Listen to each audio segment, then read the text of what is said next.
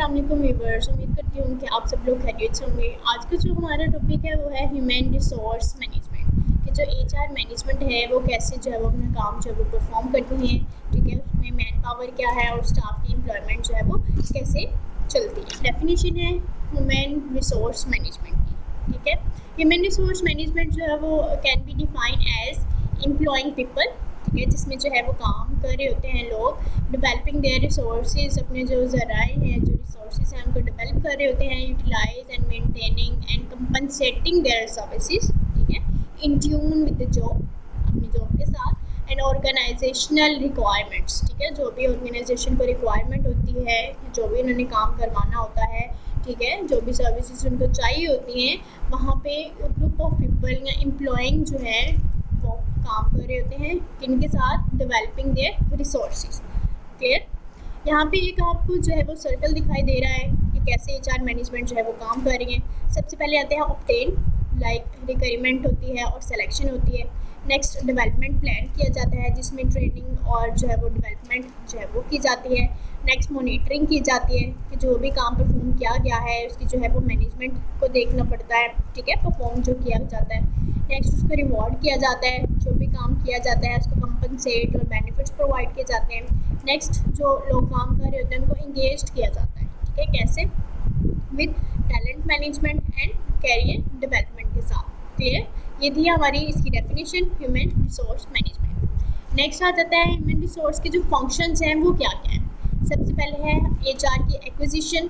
ठीक है, एक्विजिशन में क्या है, एचआर प्लानिंग करती है, रिक्रूटमेंट करनी है। ठीक है, सिलेक्शन की जाती है लोगों की और प्लेसमेंट की जाती है कि उसको इस डिपार्टमेंट में, इस जो है वो यूनिट में रखा जाता है एम्प्लॉय को। ठीक है, नेक्स्ट है एचआर डेवलपमेंट। अब जो एक्विजिशन तो हो गई, सिलेक्शन हो गई, अब डेवलपमेंट करनी है। कैसे डेवलपमेंट करनी है, कैरियर को प्लान करना है, ट्रेनिंग प्रोवाइड करनी है। ठीक है, और फिर ऑर्गेनाइजेशनल डेवलपमेंट करनी है। क्लियर। नेक्स्ट है परफॉर्मेंस एंड कंपनसेशन। परफॉर्मेंस जो है वो परफॉर्म करनी है, लाइक जो भी एचआर मैनेजमेंट का जो काम है वो परफॉर्म करना है, इंसेंटिव्स प्रोवाइड करने हैं, बेनिफिट्स प्रोवाइड करने हैं ऑर्गेनाइजेशन को। Clear. Next motivation and maintenance. Motivations कौन कौन सी प्रोवाइड करनी है, empowerment, health and safety provide होनी चाहिए, एचआर को मोबिलिटी जो है वो होनी चाहिए, क्रिएटिंग एंड मोटिवेटिंग इन्वायरमेंट होना चाहिए। क्लियर। नेक्स्ट इंडस्ट्रियल रिलेशन, एक दूसरे के साथ, एक ऑर्गेनाइजेशन का दूसरे ऑर्गेनाइजेशन के साथ जब इंडस्ट्रियल रिलेशन होना चाहिए, डिसिप्लिन वाइज होना चाहिए, ग्रीवेंस मैनेजमेंट होनी चाहिए। क्लियर। इंडस्ट्रियल डिस्प्यूट मैनेजमेंट होनी चाहिए। क्लियर। अब एचआर ने क्या करना है, एचआर को इंफॉर्मेशन सिस्टम होना चाहिए हर चीज़ का, रिसर्च के बारे में पता होना चाहिए, अकाउंटिंग होना चाहिए, लाइक जवाबदेह होना चाहिए, और एचआर ऑडिट होना चाहिए। क्लियर। नेक्स्ट देख लेते हैं नेचर क्या है एचआर की।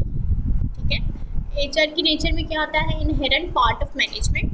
सबसे पहले इसकी नेचर क्या होनी चाहिए, इनहेरेंट पार्ट होना चाहिए मैनेजमेंट का, लाइक इसमें पीपल को जो है वो सिलेक्टिंग होनी चाहिए। एचआर का तो यही काम होता है ना कि लोगों को सिलेक्ट करना, ट्रेनिंग प्रोवाइड करना, मोटिवेट करना, अप्रेजिंग देना उनकी परफॉर्मेंस के अकॉर्डिंग, ताकि वो अपनी जो क्वालिटी है उनको इम्प्रूव कर सकें। क्लियर। सेकेंड फंक्शन उनका क्या है, सेकेंड नेचर क्या होनी चाहिए, परवेसिव फंक्शन होना चाहिए, like present in all level of management in organization. Right. Third भी है एक्शन ओरिएंट होना चाहिए, कोई भी एक्शन करना है उनके बारे में उसको क्लियर कट पता होना चाहिए, लाइक कोई भी प्रॉब्लम हो गई है उसका सोल्यूशन जो है वो प्रोवाइड करना है, like solve problem through rational base. ठीक है, रैशनल बेस उन्होंने प्रॉब्लम की सोल्यूट करना है, पॉलिसीज़ बनानी है rather than recording keep.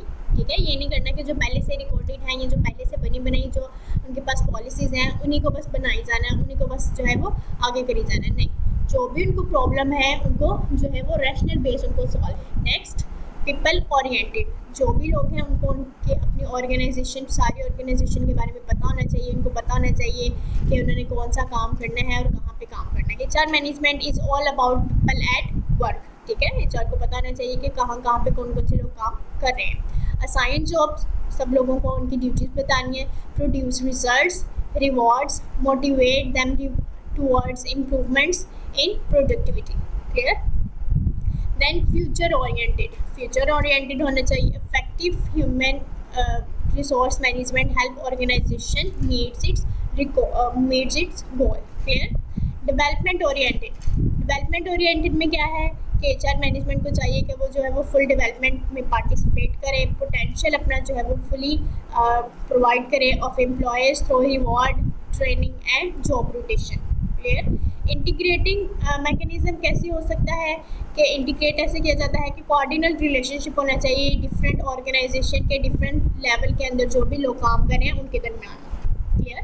Comprehensive function होना चाहिए, like work force signifies the people working at all level. जितने भी लेवल पे काम कर रहे हैं लोगों को चाहिए कि वो अपना जो काम है अपनी जो एफिशिएंसी है उसके साथ जो है वो परफॉर्म करें, और जो भी उनके पास रिसोर्सेज हैं उनको यूटिलाइज करके जो है वो अपना जो बेसिक फंक्शन है उसको परफॉर्म किया जाए।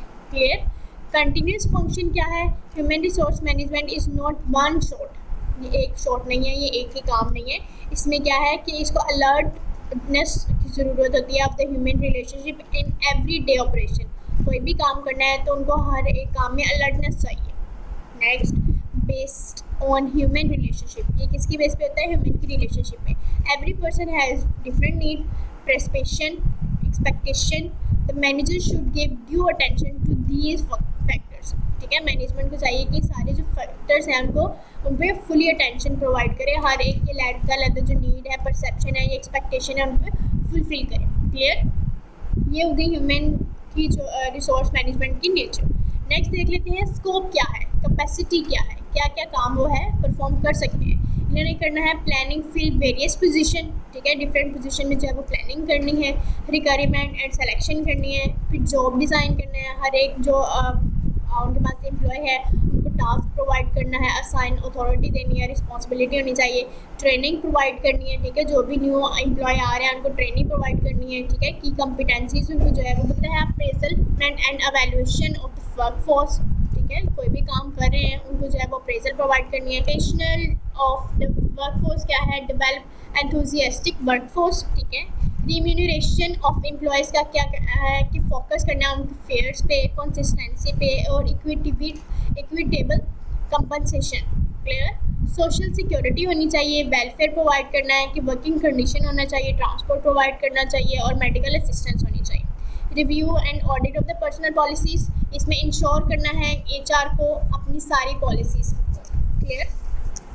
नेक्स्ट, इंडस्ट्रियल लेबर रिलेशनशिप होना चाहिए, इंश्योर करें कि हेल्थी यूनियन हो मैनेजमेंट रिलेशनशिप के दरमियान ताकि सेटलमेंट हो सके और कोई भी डिस्प्यूट जो है वो क्रिएट ना हो। नेक्स्ट आ जाता है पर्सनल मैनेजमेंट में और ह्यूमन रिसोर्स मैनेजमेंट में क्या डिफरेंस है। क्लियर। अब इसको देख लेते हैं। ह्यूमन रिसोर्स मैनेजमेंट में क्या है? मैनेजमेंट ऑफ पीपल एम्प्लॉय, लोग इसमें काम कर रहे होते हैं अपनी जो है वो अपनी पर्सनली तौर पे जो है वो काम कर रहे हैं। ह्यूमन रिसोर्स में क्या है? मैनेजमेंट ऑफ एम्प्लॉयज़ स्किल, ये किसकी बेस पे होता है? एम्प्लॉयज़ की स्किल की बेस पे, नॉलेज और एबिलिटीज़ की बेस पे रखा जाता है। नेक्स्ट पॉइंट है employee are treated as economically man, इसमें इकोनॉमिक मैन को ट्रीट किया जाता है। Service are exchange with salary, salaries के साथ एक्सचेंज किया जाता है। जबकि ह्यूमन रिसोर्स मैनेजमेंट में ट्रीट किया जाता है economic, social and psychological man. ठीक है, इसमें सिर्फ इकोनॉमिक के तौर पे जो है वो सैलरी दी जाती है, लेकिन ह्यूमन रिसोर्स मैनेजमेंट में इकोनॉमिक को भी देखा जाता है, सोशली भी देखा जाता है और साइकोलॉजिकली मैन को भी देखा जाता है। Next, employees are viewed as tool equipment, इसमें पर्सनल में देखा जाता है कि एम्प्लॉय जो है वो एक टूल के तौर पे काम कर रहा है। ठीक है, लेकिन ह्यूमन रिसोर्स में है कि यहाँ पे एक रिसोर्स के तौर पे काम कर रहा है, एक ज़राए बना हुआ है। ठीक है, employee are treated as cost centre, इसमें कॉस्ट सेंटर जो है वो बेसिक है। Therefore management control cost of labour, इसमें मैनेजमेंट क्या कंट्रोल कर रही है? कॉस्ट कंट्रोल कर रही है लेबर की। लेकिन ह्यूमन रिसोर्स में क्या है? Employees are treated as profit centre. ठीक है, प्रॉफिट सेंटर को ट्रीट किया जाता है, इसलिए वहाँ पे जो भी इन्वेस्ट किया जाता है वो उसमें ज़्यादा देखा जाता है ह्यूमन रिसोर्स में। नेक्स्ट आ जाता है human employees used as organizational benefits, इसमें एम्प्लॉय को जो है वो यूज़ किया जाता है as a organization benefit.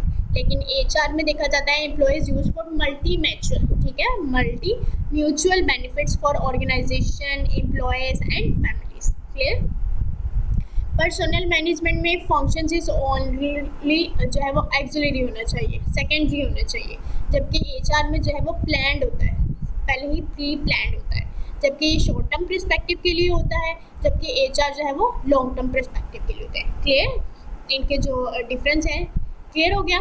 Next आ जाते हैं ऑब्जेक्टिव्स। ऑब्जेक्टिव्स क्या है? To help the organizational each role its goal, ठीक है, हर को जो है वो अपने गोल के बारे में पता होना चाहिए, स्किल और एबिलिटी के बारे में पता होना चाहिए कि कितनी एफिशिएंटली जो है वो अपने काम को परफॉर्म कर सकते हैं, प्रोवाइड करनी है ऑर्गेनाइजेशन को well train and well motivated employees, increase करने हैं एम्प्लॉयज़ को एज जो है वो need of the job satisfaction and self actualization, develop करना है और मेंटेन करना है वर्क फोर्स लाइफ को, कम्युनिकेट करना है ईच पॉलिसीज़ को विद ऑल एम्प्लॉयज़ के साथ, एथिकली एंड सोशली जो है वो रिस्पॉन्सिबल होना चाहिए सोसाइटी के नीड्स के अकॉर्डिंग, प्रोवाइड करनी है opportunity to expression and voice in management, provide करना है fair acceptable and efficient leadership, ठीक है, और इस्टेब्लिश करना है sound organization structure and desirable working relationship, ठीक है, ये है इसके ऑब्जेक्टिव्स।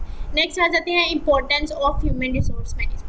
इंपॉर्टेंस क्या है, अट्रैक्ट किए जाते हैं और रिटेन होता है इसमें टैलेंट को, ट्रेनिंग पीपल प्रोवाइड की जाती है, स्किल्स को डेवलप की जाती है और कॉम्पिटेंसीज जो है वो बिल्डअप की जाती हैं, promote team spirit, develop loyalty and commitment, increase productivity and profit, improve job satisfaction, enhance the standard of living, generate the employee opportunity and greater trust and respect, ठीक है, ये HR मैनेजमेंट के importance है, ठीक है।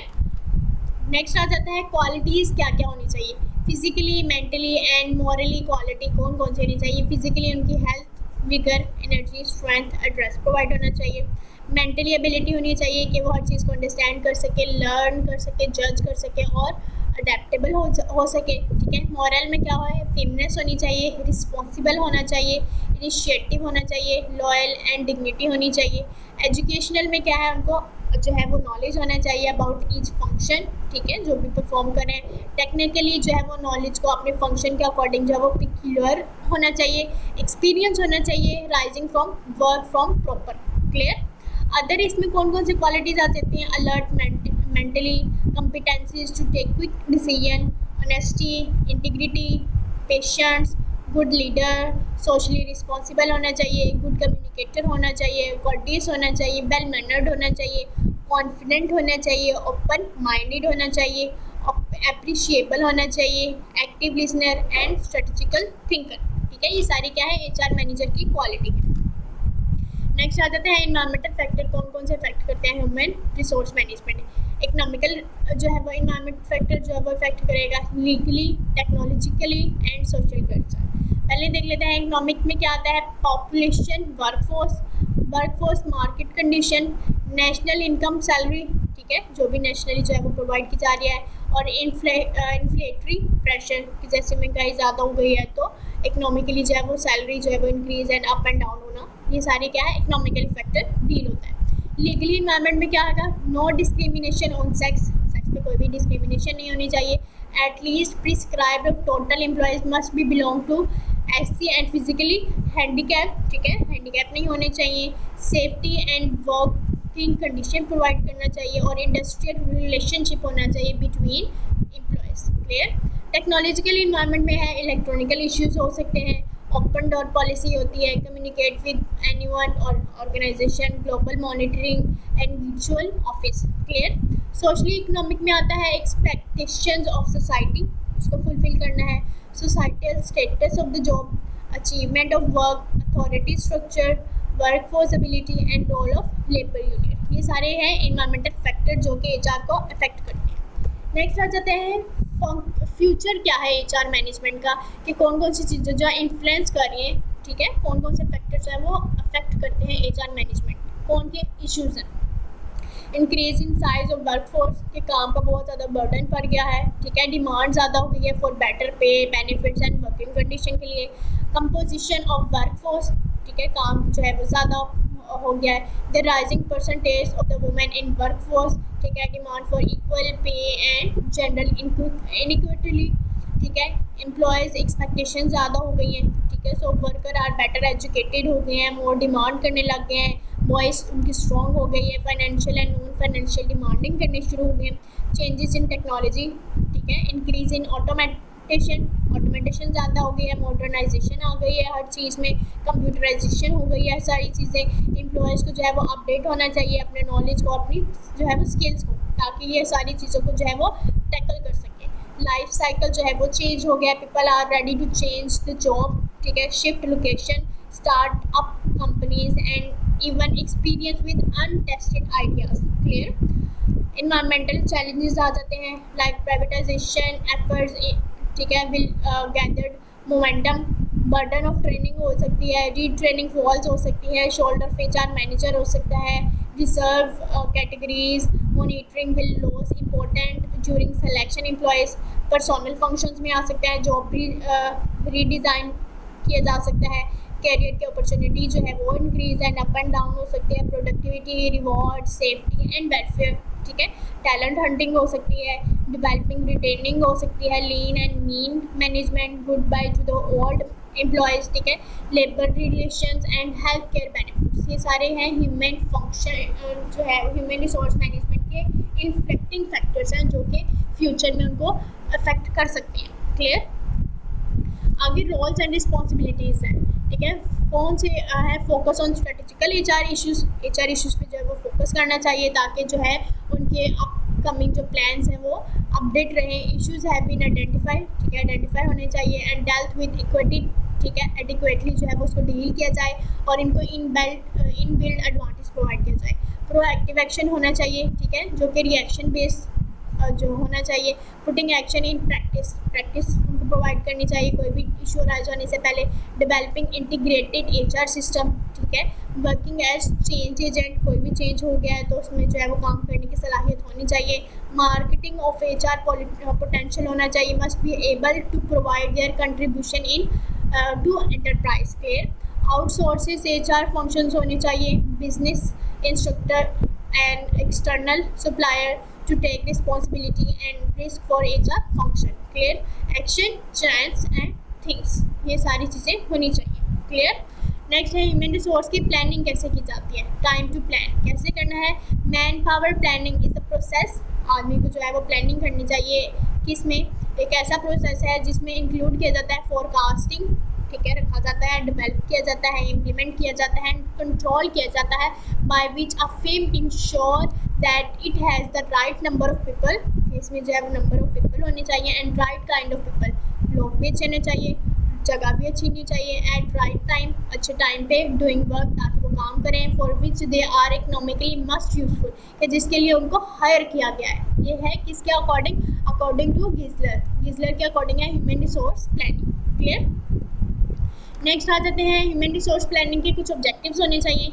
Forecast the personnel requirement, ensure optimal utilization, ठीक है, existing manpower को प्रोडक्टिविटी होनी चाहिए, कोप विद चेंजेस, ठीक है, चेंजेस आए तो उनको इजीली जो है वो ट्रेनिंग पीपल इतनी होनी चाहिए कि वो कोप कर सकें। टू प्रोवाइड कंट्रोल मेजर्स, ठीक है, promote employees in systematic manners, ठीक है, provide a basic for management development programmes to assist productivity bargaining, ठीक है, गुड डील्स होनी चाहिए, to assess the cost of manpower. Clear. आगे आ जाते हैं मोटिवेशन, इसमें इंपॉर्टेंस क्या क्या होनी चाहिए एचआर प्लानिंग की। रिजर्वायर ऑफ टैलेंट होना चाहिए, जो टैलेंटेड पीपल हैं उनको रिटेन रखा जाए। Prepare peoples for the future, उनको इतना ट्रेन किया जाए, इतना मोटिवेट किया जाए ताकि वो फ्यूचर में जो है वो हेल्प आउट हो सके। एक्सपैंड और कॉन्ट्रैक्ट साइन किया जाए, कट कॉस्ट किया जाए, बजट बनाया जाए, सक्सेशन प्लानिंग की जाए ताकि stars are picked from challenging objectives. Clear. Effective human resource planning कैसे होगी, सेट एफिशिएंट ऑब्जेक्टिव होने चाहिए, टॉप मैनेजमेंट सपोर्ट होनी चाहिए, एम्प्लॉयज़ की स्किल जो है वो इन्वेंट्री होनी चाहिए, एचआर इंफॉर्मेशन सिस्टम होना चाहिए और कोऑर्डिनेशन होनी चाहिए एक दूसरे के साथ। क्लियर। ह्यूमन रिसोर्स प्लानिंग की कुछ जो है आपके पास यहाँ पे एक जो है वो चार्ट दिखाई दिया गया है। इसमें क्या ह्यूमन रिसोर्स प्लानिंग कैसी होगी, आइडेंटिफाई होना चाहिए कि कहाँ पे गैप आ रहा है रिसोर्सेज में, ठीक है, फिर जो गैप है उसको फुलफिल करने के लिए जो भी एक्शन परफॉर्म करना है वो है action plan for bridging the gap, ठीक है, जो गैप है उसको फुलफिल करने के लिए। ठीक है, ये कैसे कर सकते हैं, एक ह्यूमन फोरकास्ट ह्यूमन नीड है, ठीक है, एक ऑर्गेनाइजेशन आपके पास है, उसके क्या क्या ऑब्जेक्टिव्स हो सकते हैं, ह्यूमन रिसोर्स की प्लानिंग करनी है, उसने फोरकास्ट करना है ह्यूमन की नीड्स को, फोरकास्ट करना है जो भी ह्यूमन के रिसोर्सेज हैं उनको प्रोवाइड होना चाहिए, आइडेंटिफाई करना है कि कहाँ पे गैप आ रहा है, सरप्लस होना चाहिए ह्यूमन के रिसोर्सेज को, शॉर्टेज जो है वो उसको फुलफिल करना है और फिर एक्शन प्लान करना है। क्लियर। नेक्स्ट है इसका प्रोसेस क्या है, इसमें है सबसे पहले deciding the objective of HR, HR planning को अपने ऑब्जेक्टिव सेट करने हैं, दैन उनको फ्यूचर प्लान जो है वो एस्टिमेट लगाना है, ऑर्गेनाइजेशनल स्ट्रक्चर बनाना है। थर्ड पे मैन पावर जो है वो ऑडिट होनी चाहिए। फोर्थ पे है जॉब एनालिसिस करनी चाहिए। फिफ्थ पे डेवलपिंग जो प्लान है उसको रिसोर्स प्लान में कन्वर्ट करना है। क्लियर? आगे ये भी वही है, ऑब्जेक्टिव होनी चाहिए, फ्यूचर ऑर्गेनाइजेशन होनी चाहिए, मैन पावर ऑडिट होनी चाहिए जिसमें पर्सनल फैक्टर्स हो, ठीक है, एजुकेशन ट्रेनिंग के बारे में बताया गया हो, एक्सपीरियंस और एड फ्यूचर एड में वो बताया हो, जॉब एनालिसिस और developing human resources. Clear? Recruitment क्या है? सिलेक्शन करना है किसी भी जो है वो एम्प्लॉय का, process of searching for prospective employees, ठीक है, सर्च करना है एम्प्लॉय को एंड स्टिमुलेट करना है them to apply for job, ताकि वो जॉब के लिए अप्लाई कर सके इन ऑर्गेनाइजेशन में। ठीक है, इसमें क्या है?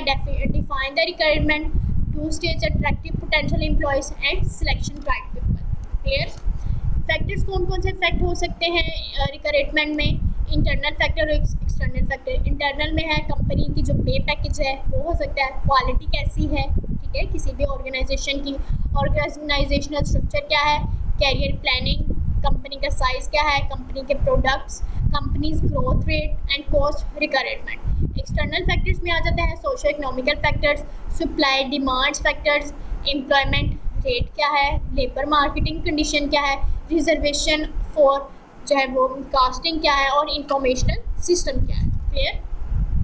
Source management. सोर्स मैनेजमेंट में है इंटरनल सोर्स, एक्सटर्नल सोर्स और मॉडर्न टेक्निक। इंटरनल सोर्स में क्या है? ट्रांसफ़र किया जा सकता है, प्रमोशन हो सकते हैं, या एम्प्लॉय को जो है वो रेफ़र किया जाता है किसी भी दूसरे डिपार्टमेंट में। एक्सटर्नल सोर्स कौन कौन से हो सकते हैं? डायरेक्ट रिक्रूटमेंट की जाती है, ठीक है, जिसमें अनसोलिसिटेड एप्लीकेशन की जाती है, मीडिया के थ्रू एडवर्टाइजमेंट की जाती है, एम्प्लॉयमेंट एक्सचेंज किया जाता है, मैनेजमेंट को कंसल्ट किया जाता है, कैंपस जो है वो रिक्रूटमेंट की जाती है, रिकमेंडेशन जो है वो प्रोवाइड की जाती है, लेबर को कॉन्ट्रैक्टर साइन किए जाते हैं। ठीक है, मॉडर्न टेक्निक वॉक इन क्या है? कंसल्ट किया जाता है अपने उनके साथ जो है वो एम्प्लॉय के साथ, हेड हंटिंग प्रोवाइड की जाती है, सीनियर एग्जीक्यूटिव या एडवाइस प्रोवाइड की जाती है, बॉडी शॉपिंग दी जाती है उनको, बिजनेस अलायंस दिए जाते हैं, ठीक है, और उसके बाद टेली रिक्रूटमेंट की जाती है। क्लियर? एडवांटेजेस क्या है इंटरनल सोर्स के और डिसएडवांटेज क्या है? एडवांटेज है एम्प्लॉय आर मोटिवेटेड होते हैं, एम्प्लॉय जो है वो मोरल होते हैं, इंक्रीज और उनके सेल्फ कॉन्फिडेंस हो जाता है, चीपर प्रोसेस होता है, chain of promotion improves, performance tool for training. Disadvantage क्या है? फ्रेश टैलेंट जो है वो रिड्यूस किया जाता है, इसमें बिकमिंग लेथार्जिक हो सकता है ये, ठीक है, कंपटीशन बहुत ज़्यादा हैम्पर हो जाता है, ट्रांसफ़र किया जाता है, ठीक है, बहुत जल्दी से।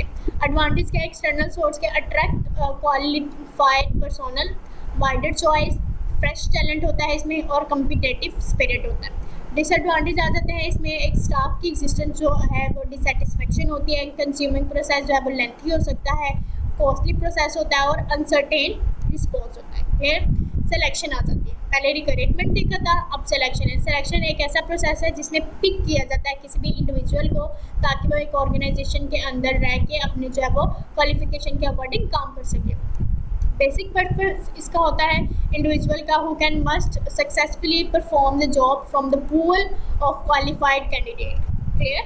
सिलेक्शन स्टेप्स हैं, रिसेप्शन पे आते हैं, ठीक है, फेवरेबल जो है वो इम्प्रेशन दिया जाता है, स्क्रीनिंग इंटरव्यू किया जाता है, उसमें एप्लीकेशन जो ब्लैंक प्रोवाइड किया जाता है ताकि उसको अपनी हिस्ट्री जो है वो प्रोवाइड की जा सके, सिलेक्शन टेस्ट किया जाता है, intelligent test, aptitude, personality, achievements test, simulation test, assessment test, ठीक है, सारे टेस्ट किए जाते हैं। दैन सिलेक्शन इंटरव्यू प्रोवाइड किया जाता है, मेडिकल एग्जामिनेशन की जाती है, प्रेफरेंस चेक किया जाता है और हायरिंग डिसीजन किया जाता है। क्लियर? दैन ये भी, इसमें भी सारी चीज़ें वही हैं, ठीक है, intelligent test, aptitude, personal test, achievement, simulation, assessment centre कैसे की जाती है, ग्राफोलॉजी टेस्ट, ठीक है, पॉलीग्राफ टेस्ट कैसे किया जाता है और इंटीग्रिटी टेस्ट। आगे काइंड्स ऑफ इंटरव्यू, इंटरव्यू की कौन कौन सी काइंड्स हैं? प्रीलिमिनरी इंटरव्यू किया जाता है, ठीक है, प्रीलिमिनरी इंटरव्यू में क्या होता है? स्क्रीनिंग टेस्ट किया जाता है, ठीक है, फ्रीडम होता है, डिसाइड किया जाता है whether the job will suitable और नॉन डायरेक्टिव इंटरव्यू है जिसमें जो है वो टॉक फ्रीली किया जाता है, ठीक है, रिक्रूटमेंट क्वेश्चन आंसर्स किए जाते हैं, ठीक है, जो भी माइंड में आ जाते हैं वो।